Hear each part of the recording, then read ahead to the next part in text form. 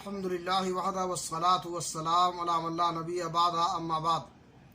اسلامی بھائیوں، انسان معصوم الخطا نہیں ہے، اس سے غلطیاں ہوتی ہیں، اس لیے اسے ہر چھوٹی بڑی غلطی پر ندامت کا اظہار کرتے ہوئے اللہ رب العالمین سے توبہ و استغفار کرنا چاہیے، کیونکہ اللہ تعالیٰ نے توبہ کرنے کا حکم دیا ہے۔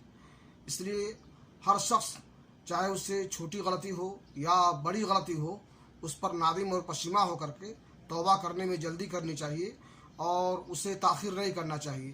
صحیح مسلم شریف کی حدیث ہے، اللہ کے رسول جناب محمد رسول اللہ صلی اللہ علیہ وسلم نے فرمایا، ان اللہ یبسط یدہ باللیل لیتوب مسیء النہار ویبسط یدہ بالنہار لیتوب مسیء اللیل حتی تطلع الشمس من مغربها۔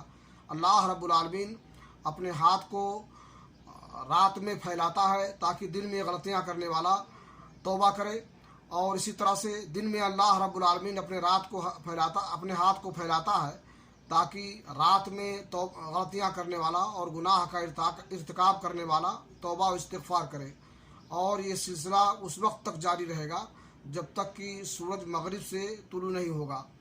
سورج جب مغرب سے طلوع ہوگا تو قیامت کی بڑی نشانیوں میں سے ایک نشانی ہوگی، اور اس کے بعد توبہ کا دروازہ بند ہو جائے گا۔ اس لیے ہمیں چاہیے کہ قبل اس کے کہ توبہ کا دروازہ بند ہو، ہم توبہ کرنے میں سبقت کریں اور جلدی کریں، اور اللہ تعالی ہماری توبہ قبول فرمائے۔ تقبل یا رب العالمین۔ وصلی اللہ علی نبینا محمد وعلی آلہ وصحبہ اجمعین۔